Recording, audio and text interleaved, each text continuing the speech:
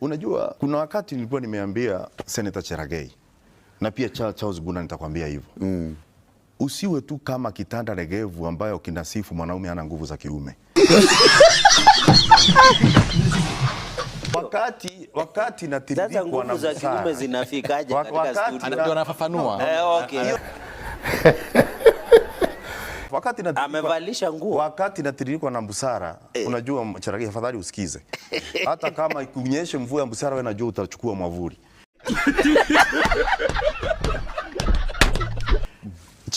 Rashid, unajua hawa watu ambao wanaunga mkono serikali sana sana, na sasa hapa ni wawili.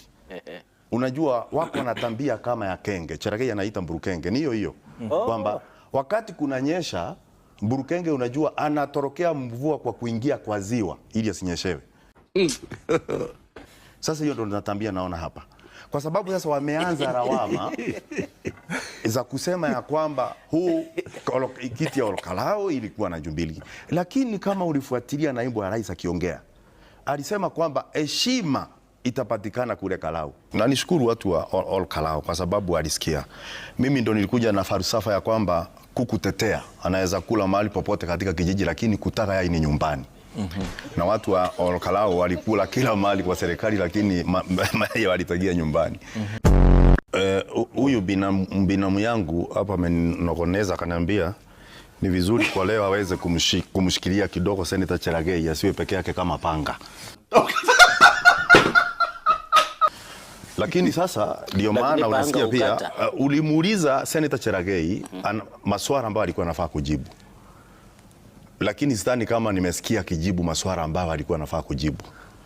Na unajua mimi naongea, anasema na Kiswahili mingi, lakini pia napeana falsafa kwa sababu ni muhimu. Ni ngumu sana kupata kivuli kilichonyoka kutoka kwa mti ambao umepinda.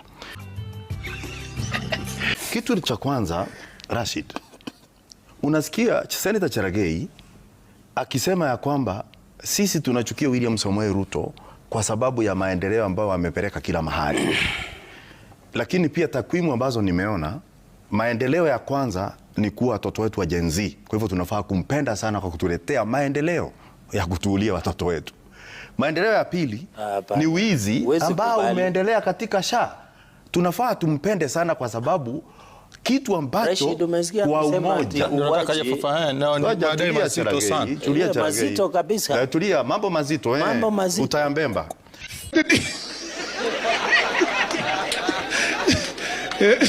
Sasa kwa sababu kwa vitu kama hivyo pengine inaweza kuwa pengine umefikisha kwa asasi za usalama ukapeleka ithibati.